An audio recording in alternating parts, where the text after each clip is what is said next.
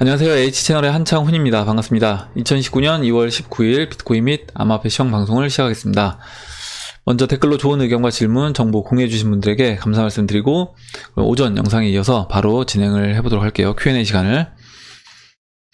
대로님이 질문을 해주셨는데 비트코인 SV 차트 봐달라고 얘기해 주셨고, 제가 이제 오후에 저녁 때 차트 설명 드릴 때 그때 같이 설명드리도록 하겠습니다. 그리고 물병자리 05님이 질문을 해주셨는데 비트코인 캐시 반감기가 언제인지 아시나요? 그래서 비트코인과 다르다는 말이 많던데 이렇게 물어보셨습니다. 그래서 제가 저는 이제 같을 거라고 생각을 하고 있었는데 그래서 다를 수도 또 질문을 받고 나니까 다를 수도 있다고 해서 검색을 해봤는데 정확한 어떤 자료가 없는 것 같아서 혹시 이 부분에 대해서 알고 계신 분이 있으시면 좀 답변을 꼭 이 댓글 밑에 아니라고 하더라도 따로 이제 답변을 달아주시면 뭐 링크를 걸어주셔도 좋고요. 그럼 제가 이제 그걸 보고 다음 시간에 같이 한번 정보를 공유해보는 시간을 가져보도록 하겠습니다. 예, 이렇게 하고 넘어가도록 하겠습니다. 다음으로 관유님, 유관일 것 같아요. 예, 성이 유씨일 거고, 아닌가? 관유님이 써주셨습니다. 일단 순서대로 그냥 발음을 해서 이름은 말씀드렸고요. 만약에 뭐 이름이 반대라고 하면 또 적어주시면 제가 고쳐서 말씀을 드리도록 하겠습니다. 일단 스텔라에 관련돼서 이제 의견을 주셨는데 제가 한번 의견 주신 부분을 한번 이제 읽어보도록 할게요. 일단 스텔라에 대해서 한국 분들이 스텔라에 많이 투자하고 있는데 좀 우려가 된다.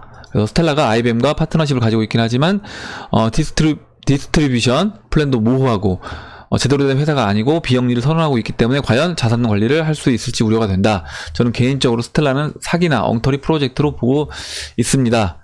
그리고 이제 유일한 파트너인 IBM 역시 스텔라 루멘을 키워야 한다는 책임감이 없습니다. 이렇게 얘기를 했고, 저는 파트너가 스텔라를 키운다 이렇게 보진 않아요. 파트너는 그냥 사업적으로서 사실 파트너인 거지, 실제 크는 건 자기 자신이 직접 커야 되는 거죠. 스텔라 루멘도 마찬가지로 자기 자신이 커 나가야 된다. 이렇게 보고 있습니다. 그래서, 일단 스텔라 루멘에 좀 이렇게 안 좋은 쪽으로 이렇게 보고 계신 것 같고, 일단 이런 시각도 있다는 거를 제가 여러분한테 이제 말씀드리기 위해서 이 관유님이 적어주신 내용을 일단 말씀을 드린 거고요. 일단 그 스텔라 루멘 창립자 제드는 이동키를 예전에 만들었던 프로그래머인데 당시 음악과 영화를 P2P로 무료로 다운받을 수 있어 전 세계적으로 인기였습니다만 콘텐츠 메이커에게는 막대한 손해를 끼치는 불안전한 사업이었습니다. 제대는 힘을 개인에게 돌려줘야 한다고 주장하는 이상주의자입니다. 결국 이동키는 콘텐츠 메이커와 소비자 사이 밸런스를 맞추지 못하고 규제에 막히고 실패하게 됩니다. 이번 스텔라 코인도 그는 예전과 똑같은 실수를 반복하는 것으로 보입니다. 지나치게 자유만을 주장하다 기존 세력을 동시에 위해주는 밸런스를 전혀 맞추고 있지 못한 듯이 보입니다. 현재 90%의 스텔라 루멘을 가지고 있는 스텔라 재단은 페이스북과 블록체인.io에 스텔라를 무료로 배포한다는 계획을 가지고 있는데 저는 제드가 개인의 이상을 위해 기존의 투자자에게 손해를 끼칠 것으로 생각합니다. 이번에도 마찬가지로 규제에 막힐 것으로 보고 있습니다. 해킹 사건으로 비트코인 가격을 폭락시킨 마운틴 곡스도 그의 작품이죠. 이렇게 얘기했는데 일단은 좀 제드 창립자 제드 맥켈럽에 대해서 굉장히 좀 안 좋게 보고 계신 것 같고, 일단 제드 맥켈럽 이렇게 보면 아까 말씀하셨던 대로 이동키 만든 거 맞고, 그리고 이제 마운트 곡스도 창업을 한 거 맞습니다. 근데 이제 이 부분에서 마운트 곡스가 해킹을 당하는 게 사실 이 사람의 이제 문제로는 볼 수는 없는 거니까, 만약에 이제 이게 잘 됐다라고 하면 아마 그 제드 맥켈럽 이때 이제 마운트 곡스 웹사이트 폐쇄되면서 파산을 했었고, 만약에 잘 됐다라고 하면 그냥 거래소 마운트 곡스 어떻게 보면 그 전 세계적인 그 당시엔 전 세계적인 거래소였으니까 그 전 세계적인 거래소의 어떤 소유주로서 계속 이제 유지해 나갔을 거라고 이제 생각을 합니다. 근데 이제 그 부분에서 이제 파산을 하면서 또 다른 이제 사업 모델을 찾았고, 리플에 있는 그 크리스 라슨, 이제 데이비드 슈워츠와 손을 잡고 리플 랩스를 만들었죠. 근데 이제 2013년도에 이제 좀 의견이 안 맞으면서 원래 이제 크리스 라슨을 제드 맥켈럽이 내보내려고 했는데 오히려 역으로 이제 제드 맥켈럽이 여기서 이제 쫓겨났습니다. 이렇게 쫓겨나와서 어떻게 보면 다시 이제 그때 스텔라 루멘을 만들고 공동 창업자인 조이스 김을 불러서 이렇게 한 건데, 일단 이 부분에서 지금 아까 관유님이 이제 얘기하셨던 부분, 그러니까 스텔라 루멘을 그러니까 안 좋은 쪽으로 보면 안 좋게 볼 수도 있는 거고요. 이거는 이제 뭐 투자자 입장에서 저는 이런 부분을 또 좋게 볼 수도 있다. 여러 가지 경험을 했고 또 이 시장에 대해서 리플에 대해서 이제 나오면서 또 그 부분에 대해서 문제점을 어느 정도 이제 고쳐서 또 나왔을 거라고 본다라고 하면 또 그 부분에서 좋은 점도 있을 수 있다라고 이제 보고 있습니다. 그래서 일단 뭐 내가 이 스텔라 루멘에 지금 이 관유님이 얘기해 주셨던 의견도 만약에 반영한다라고 하면 여러분들도 한번 검토를 해보시고 반영한다라고 하면 저는 이제 뭐 이렇게 스텔라 루멘을 부정적으로 보는 사람은 아닙니다. 저도 이제 투자를 하고 있고 있는데 이렇게 이제 보시면 될 것 같아요. 뭐냐면 이런 의견도 있다.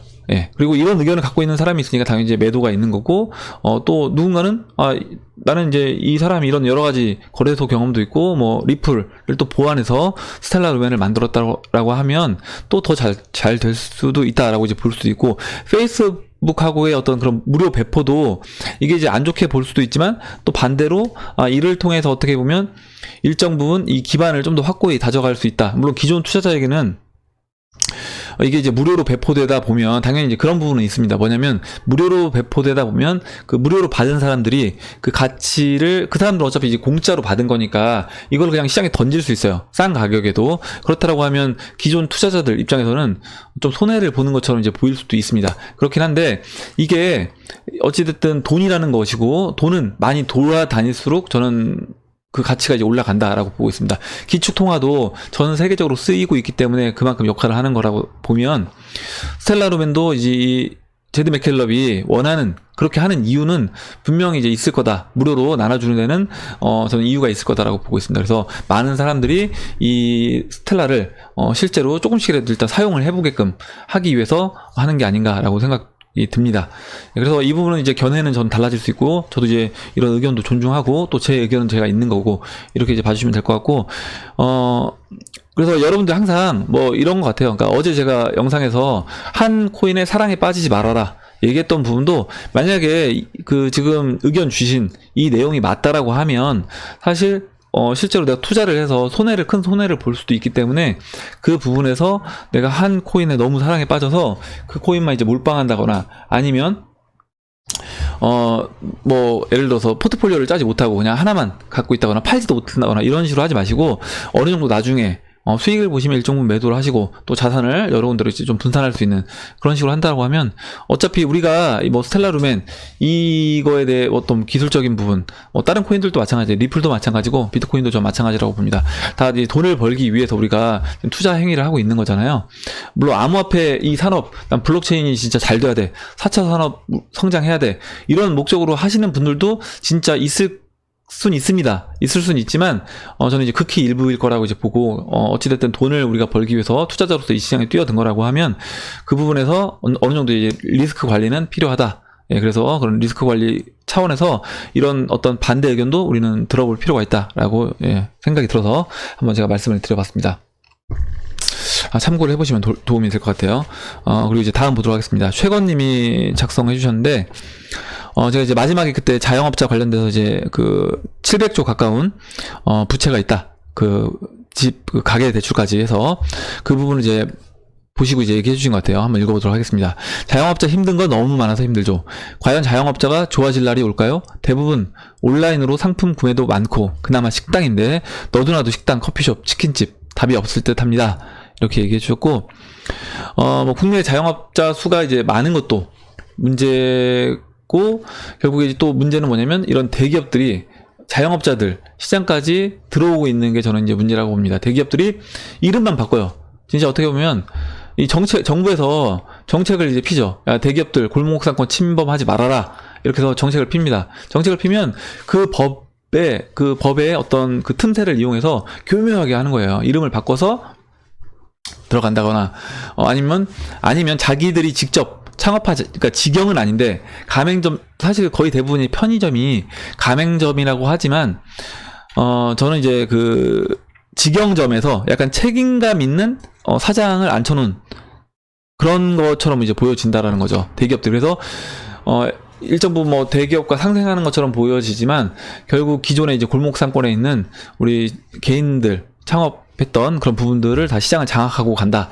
왜냐면 실제 슈퍼를 예를 든다라고 하면 예전에 저희 어렸을 때는 진짜 슈퍼들 동네 진짜 누구네 자식 이름이 달려있는 그런 슈퍼들 있잖아요. 무슨 슈퍼 그런 슈퍼들이 굉장히 많았는데 요즘에는 그런 슈퍼들 거의 다 사라지고 남은 것들은 진짜 대기업들이 하는 그런 편의점들, 여러분들 다 아시는 그런 편의점들이 다 동네마다 이렇게 하나씩 있어요. 그래서 그런 거 볼 때마다 결국 이제 다 대기업들이 빨대 꽂아서 다 하고 있다 이렇게 이제 보고 있고, 그만큼 자영업들은 힘들어질 수밖에 없다라고 이제 보고 있습니다. 그래서 이런 거는 제가 이제 하나 기사를 준비했는데, 엊그저께 이제 보여드렸던 기사랑 비슷하긴 해요.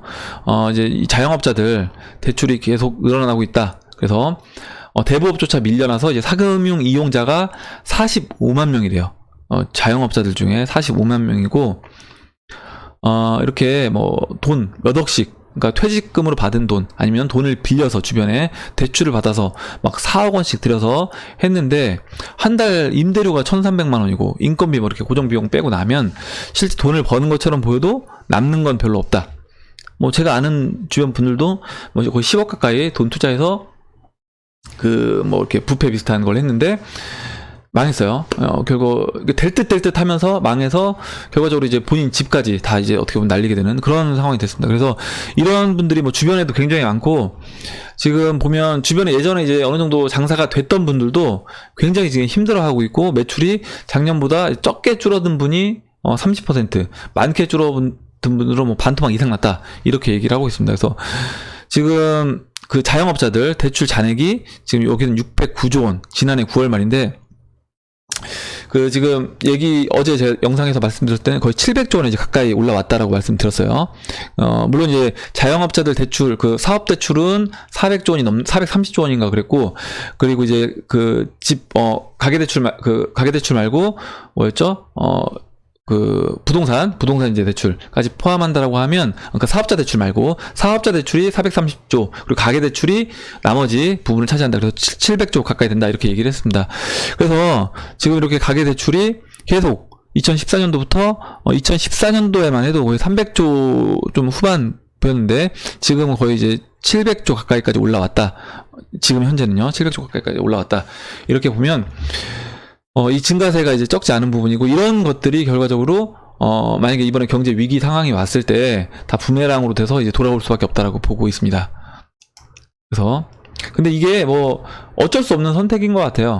개인들이 마땅히 할 수 있는 게 없고, 또 암호화폐도 이제 정부에서 그런 부정적인 어떤 기사를 내보내고, 그리고 하지 말아라, 그리고 마치 무슨 바다 이야기처럼 이렇게 취급해 버리니까 개인들이 야 그래 자영업이라도 해야지, 그러면 우리가 이건 다단계 같은 이런 비트코인 이런 거 할 수 없으니까 이렇게 하고 오히려 투자를 못 하는 거죠. 제가 봤을 때는 진짜 내가 이제 생활비 쓸 부분 2, 3년 정도 버틸 수 있는 부분이 있다라고 하면 그거 두고 내가 차라리 어디에 진짜 편의점에서 일을 하든, 아니면 편의점을 제가 하는 건 아니고 어떤 그냥 제가 아르바이트를 하더라도 그렇게 해서 좀 버티면서 차라리 암호화폐 시장에 투자해서 그걸로 수익을 하는 게 더 나을 수도 있겠다라는 생각도 듭니다. 이렇게 자영업자 힘든 거 보면서 그런 생각이 들었어요.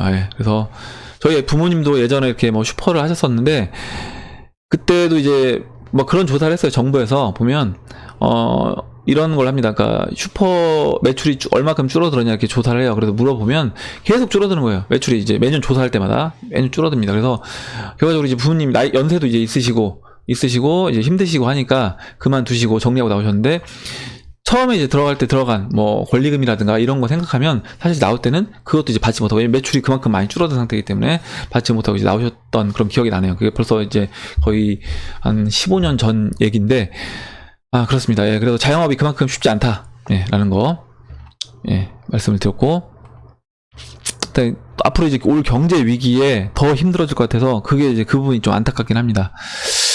그리고 이제 장준영 님이 써주셨는데, 여기 이제 백두산, 전 처음 백두산이라고 해서 뭔가 했는데 카페 이름이더라고요. 그래서 백두산이라는 곳인데 참고하면 될 것 같습니다. 그래서 지난번에 어떤 분이 이제 친구가 스캠 또는 어떤 사기 업체에 휘말린 것 같다, 이렇게 얘기를 해주셨고, 이 카페에 들어가니까, 카페예요. 잠시만요. 백두산이란 카페인데 뭐 불법 금융 투자 사기 유사 수신 금융 피라미드 추방 이렇게 됐고 백두산 호랑이가 이렇게 쳐다보고 있네요. 보시면 여기 이제 이렇게 쭉 있습니다. 쭉 있고 뭐 맥심 트레이더, 뭐 엠페이스, 원코인, IDS 홀딩스, 뭐 골든에셋 저희 회사 사무실 옛날에 위층에 있었던데 여기도 이제 결국에 그 당시에는 마치 떳떳한 회사처럼 얘기했지만 사기였던 거고요. 마이닝맥스 이거는 이제 이더리움 가지고 아마 채굴하는 그런 업체였습니다. 이렇게 쭉 있습니다. 뭐 이렇게 쭉 있고요. 뭐 망고 뭐 이렇게 이름, 예, 그리고 요즘에 좀 유행이라는 그 이숨 투자 이런 데도 이제 먹튀를 했었고, 퓨처넷도 있고, 뭐 해피소니 뭐 여러 개 있습니다. 그래서 한번 이제 여러분들 쭉 한번 보시면 될 것 같고, 이미 이제 먹튀라고 써 있는 거 보니까 이미 먹튀한 거예요. 그러니까 먹고 튄 애들. 이거는 그러니까 먹튀라고 옆에 써 있는 거는 이미 이거는 이제 사기로 판명 난 거라고 이제 보시면 될 것 같습니다. 저는 이제 마이닝맥스도 뭐 바지 사장이라고 한가요? 바지 사장 그 사람이 이제 몇천억 해먹고 이제 튄 걸로 이제 알고 있는데, 이렇게 해서 쭉 있고요. 코인들도 보시면 굉장히 많습니다. 저 다 처음 보는 코인인데 코인들도 굉장히 많아요. 그래서 여러분들 혹시 암호화폐 투자하시기 전에 만약에 그러니까 이런 겁니다. 이게 여기 있다고 해서 무조건 사기다 이거는 모르겠지만 한번 확인해 볼 필요는 있다는 거죠. 만약에 여기 있다라고 하고 여기 있는 코인들 중에 그럼 여기서 이제 왜 이게 사기 코인인지 이런 어떤 자료들이 있다라고 하면 그 부분들을 한번 확인해 보셔라. 그리고 그러니까 이런 거를 걸러내려고 하면 너무 힘들잖아요. 너무 힘드니까 걸러내려고 할 필요도 없다는 거죠. 어떻게 보면 그냥 시장에 시가총액 상위에 있는 비트코인, 이더리움, 리플, 그리고 뭐 더 나아간다라고 뭐 스텔라, 뭐 라이트코인, 뭐 이 정도만 비트코인 캐시까지 포함한다고 하고요. 뭐 이 정도만 한 10위 안에 들어가는 코인들만 여러분들 자산이 있다라고 하면 뭐 반 정도는 비트코인 사시고 나머지 50%를 뭐 2위부터 10위까지 그냥 나눠서 똑같은 비율로 투자하셔도 저는 아마 굉장히 안전하게 이 암호화폐 투자를 한다라고 했을 때 굉장히 안전하게 투자를 하면서 큰 수익을 우리가 이제 생각하지 못한 큰 수익을 저는 얻을 수 있다라고 봅니다. 그럼 그만큼 이렇게 안전하게 투자를 한다라고 해도 큰 수익을 얻을 수 있는 시장인데 굳이 뭐하러 이렇게 힘들게 처음 보는 회사들을 분석하고 찾아보고 이렇게 할 필요가 뭐가 있냐는 거죠. 사실 이거 이름 여러분들이 저한테 이제 물어보시기도 하고 제 지인들도 전화가 와서 뭐 자기 아는 분이 무슨 코인에 빠졌다 무슨 코인을 한다는데 이게 어떠냐 이렇게 물어보고 막 지난번에 이제 퓨처넷도 이렇게 물어보고 하시더라고요. 근데 사실 제가 그거 알아보는 시간도 아까워요. 왜냐면 기존에 좋은 코인들 분석할 시간도 부족한데 이런 코인들이 사기인지를 제가 확인하는 시간도 이제 아깝다는 겁니다. 그래서 여러분들도 만약 지인분들이 한다라고 하면 이렇게 이제 뭐 이런 사이트가 있다라는 거 해서 안내를 해주시고 되도록이면 제가 이제 어제 영상에서 말씀드렸던 것처럼 되도록이면 만약에 진짜 내가 이거 꽂혀서 난 이거 너무 해야 되겠다 싶으면 진짜 한 1-20%만 해보시고 나머지는 말씀드린 그런 코인들 그러니까 비트코인, 이더리움, 리플 이 세 가지만 사셔도 전 충분하다 이렇게 이제 말씀을 드리겠습니다. 하여튼 이거는 이 자료는 혹시 제가 여기 링크가 걸려 있으니까 필요하신 분들은 이 장준영님이 걸어놓은 이 링크를 참고하시면 될 것 같습니다. 그리고 다음으로 임성희님이 작년 연말에 이제 처음으로 리플을 매집을 했대요. 그래서 꾸준히 300~400원대 열심히 매집하고 있다고. 뭐 아직은 이제 분산 투자를 못 하고 있다는데 분산 투자 하셔도 뭐 비트라든가 이더리움 이렇게 추가적으로 사셔도 될 것 같고 어찌됐든 뭐 작년 연말에 이 시장에 들어왔다라고 하시면 와사비님 말씀처럼 전생에 나라를 구하신 분인 걸로 이제 알고 있겠습니다. 그래서 꽤 많으신 것 같아요. 전생에 나라를 구하신 분들이. 네. 그리고 근데 이제 나중에 여기 계신 분들 아마 2020년, 21년 되면 아마 그분들이 여기 지금 제 영상을 보고 계신 우리 이제 H채널 구독자분들 포함, 저 포함해서 다 모든 분들을 아마 당신들은 다 전생에 나라를 구한 사람들일 거다 이렇게 이제 볼 것이라고 생각합니다. 그리고 다음 읽어보도록 하겠습니다. 사뮤엘님이 부동산에도 주식 투자에서 적용되는 순환매 현상이 일어나고 그 기법이 적용됩니다. 제가 이제 오전에 암호화폐 이제 순환매에 대해서 사무엘님 의견을 듣고 또 이렇게 참고해서 이제 말씀을 드렸던 부분이고요.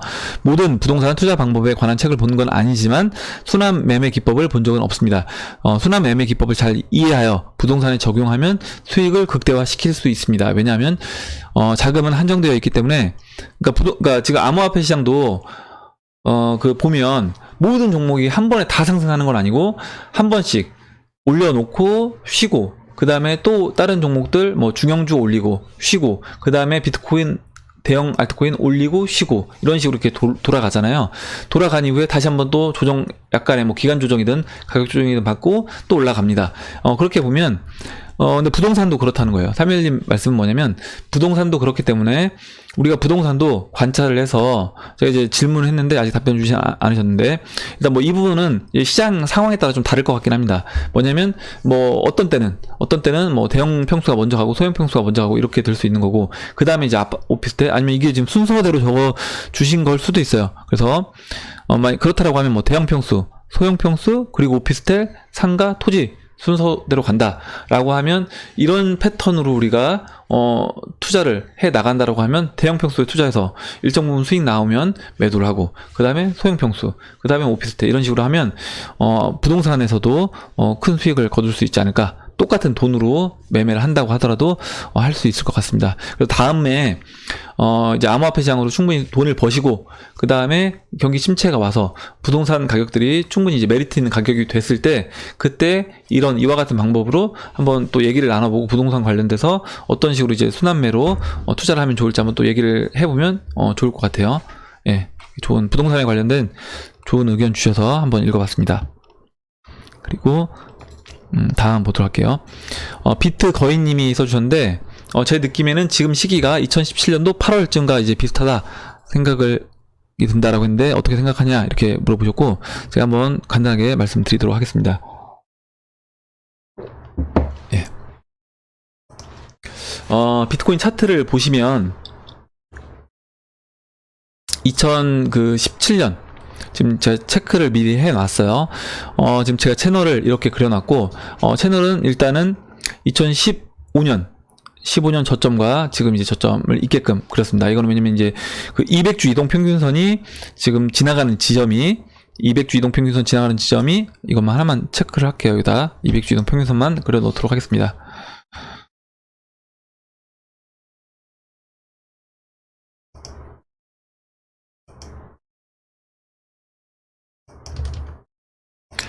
어, 200주 이동평균선을 보면, 이제 200주 이동평균선이 이제 지금 여기에 위치하고 있어요. 그래서, 예. 지금 2015년 초가 아니라, 저는 이제 지금 제 저점이 있는 건, 2015년도 8월 달에 다시 한번 이제 바닥을 터치하고 이제 반등이 나옵니다. 그래서 2015년도 8월 달 저점과, 2012년도 7월 달 이제 고점을 이어서 이렇게 채널을 그려봤습니다. 이렇게 그렸을 때, 보시면, 지금 위치는 채널의 이제 바닥의 위치, 당연히 이제 채널에 제가 바닥에 맞춰서 그렸으니까 그렇게 보이는 거고요.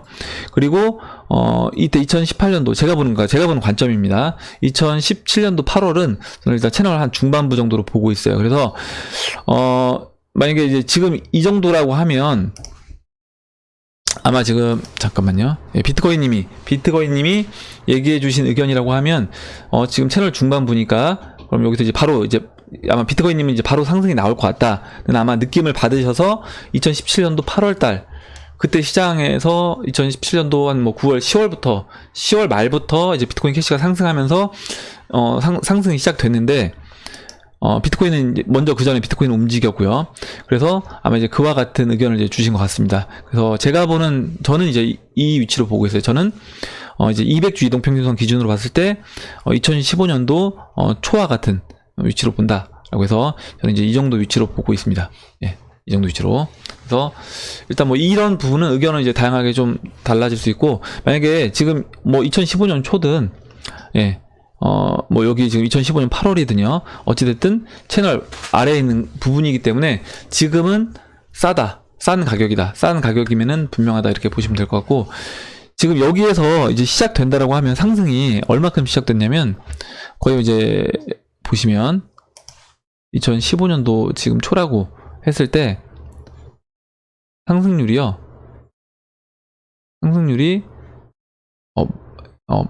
11,000%, 예, 11,000% 상승을 했습니다.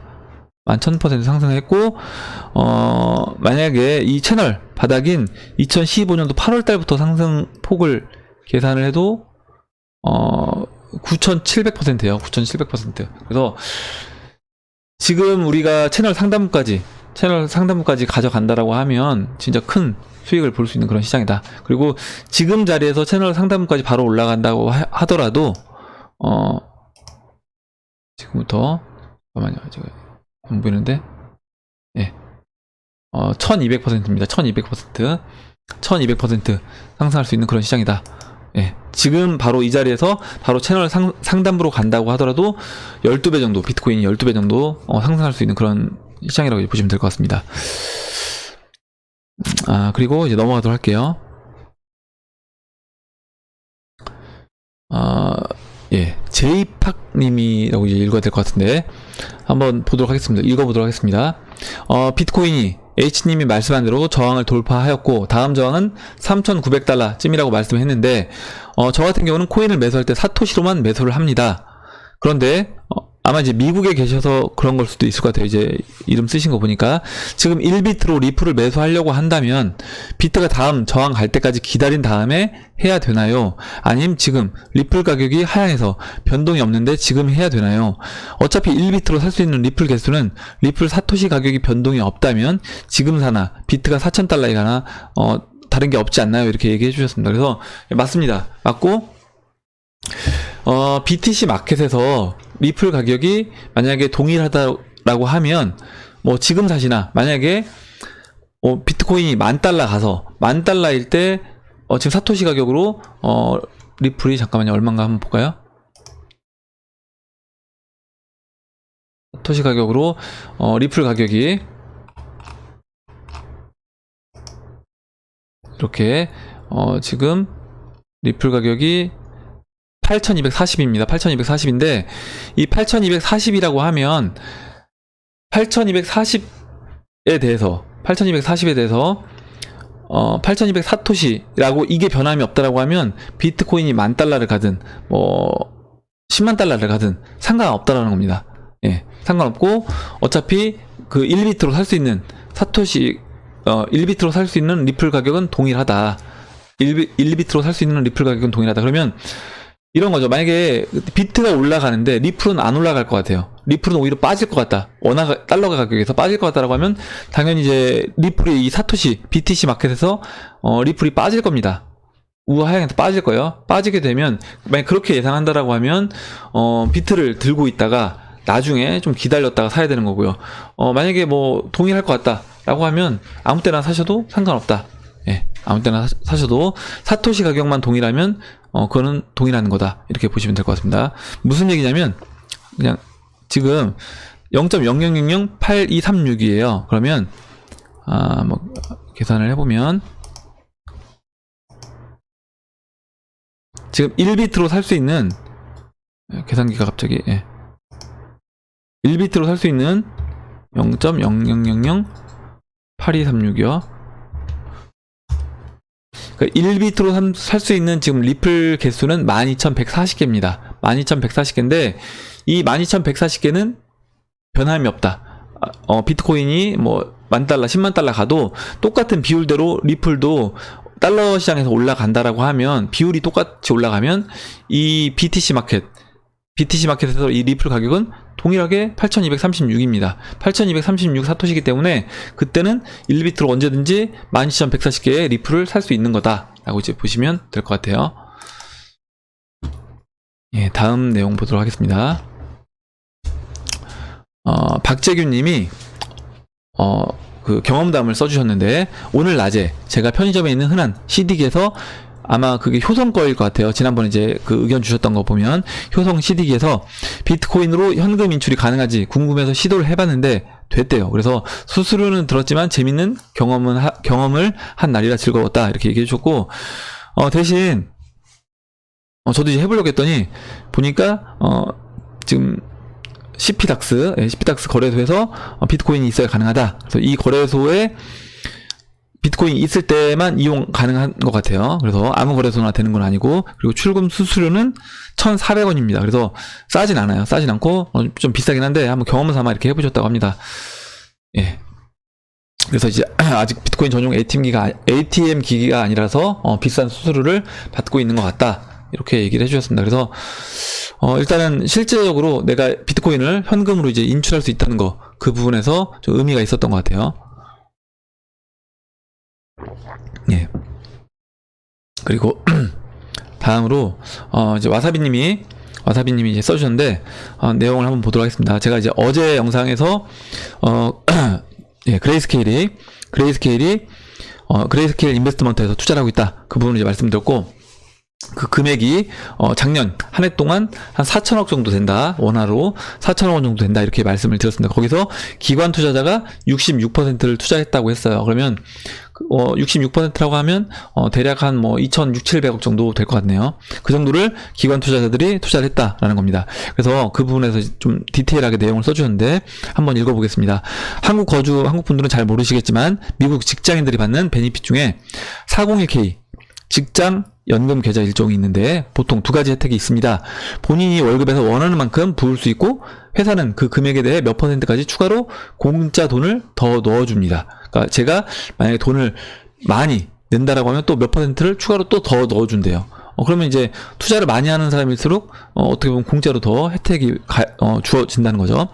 모든 매매 수익에 대한 세금은 은퇴 시까지 유보가 되는 혜택이 있대요. 또 매매 수익에 대해서 세금도 은퇴 시까지 유보가 된답니다. 저희 이제 401k는 현재 피델리티에서 관리하고 있는데, 이곳의 장점은 고객의 401k 자금으로 일반 펀드뿐만 아니라 피델리티 증권으로 자금을 이체해서 세금 보유 혜택을 받으며 일반 주식을 살 수 있게 합니다. 그레이스케일 인베스트먼트에서 만든 비트 주식 심볼이 그레이 따서 GBTC고 한 주당 0.00098728 비트래요. 한 주당. 그럼 이제 비트코인 가격이 98,728 사토시다.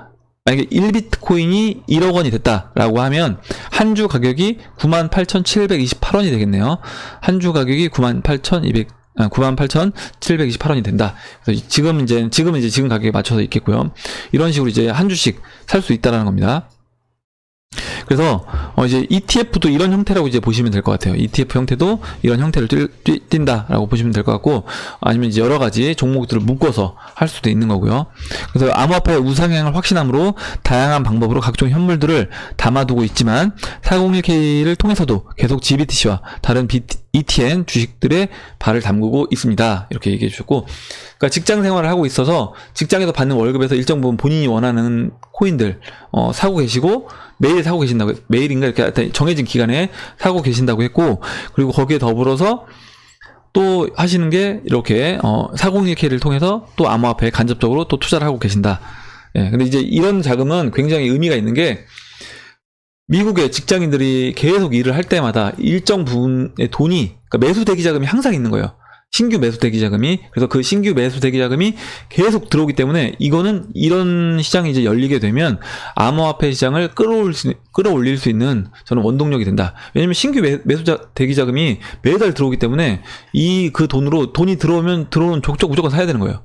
무조건 산다라고 하면 시장 볼륨 자체가 지금 작잖아요. 작기 때문에 충분한 큰 상승을 저는 할 수 있다라고 보고 있습니다. 특히 초기 시장에는 더더욱 그럴 것 같아요. 왜냐면 그 직장 연금, 그 자금이 오히려 지금 이 비트코인 암호화폐 시장의 시총보다 뭐 더 이제 비교를 해봤을 때 지금은 이제 큰 금액이라고 하면 훨씬 더 거기서 일정 부분만 투자를 한다라고 해도 암호화폐 시장에서는 그게 적은 금액이 아닌 큰 금액이 이제 들어오는 거가 될 수 있다라고 이제 보시면 될 것 같습니다.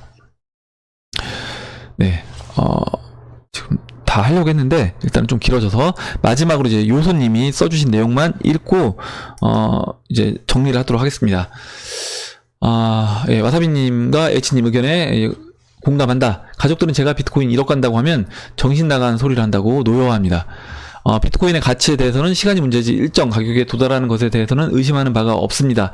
단지 제가 물량을 털리지 않고 어떻게 지켜낼 수 있을지 그 과정을 견뎌내야 한다는 상상에 행복한 비명을 미리 지르고 있습니다. 저를 허황된 허풍선이 도박쟁이로 생각하는 가족들, 친구들에게도 말 못하는 얘기를 H 채널에서 나눌 수 있어서 예, 얼마든지 하십시오. 얼마든지 뭐 이렇게 하셔도 됩니다. 그래서 댓글로 이제 하고 싶은 말씀 뭐 다 하시고, 비트코인 뭐 100억 간다, 뭐 지난번에 1000억 간다는 얘기가 있었잖아요. 뭐 그런 얘기 하셔도 상관없습니다. 예, 그래서 예, 해주시면 될 것 같고, 일단 그렇게 해주시면 되고, 예, 뭐 이거 같아요. 제가 아까 오전 영상에서도 짧게 얘기했지만 비트코인이 뭐 1억 갈 수 있고 이제 10억 갈 수 있고 확실합니다. 그 뭐 와사비님, 시즈님 있나 이렇게 얘기해 주셨는데 우리가 이거는 믿어 의심치 않아요. 비트코인이 앞으로 이제 우상향해서 간다는 건 믿어 의심치 않는데 과연 내가 진짜 그 가격까지 버틸 수 있을지 그걸 오히려 이제 확신을 못 하겠다. 그러면 우리가 그 부분에 대해서 확신하려면 내가 공부가 돼서 지금 이 가격이면 비트코인이 비싼지 싼지 이런 걸 내가 판단할 수 있는 능력이 있다라고 하면 언제든지 시장에 대해서 내가 평가를 하고 이 시장에서는 일정 부분 좀 빠져나와야 되겠다. 그럼 빠져나오는 거고요. 그리고 좀 쉬어야 되겠다. 쉬는 거고.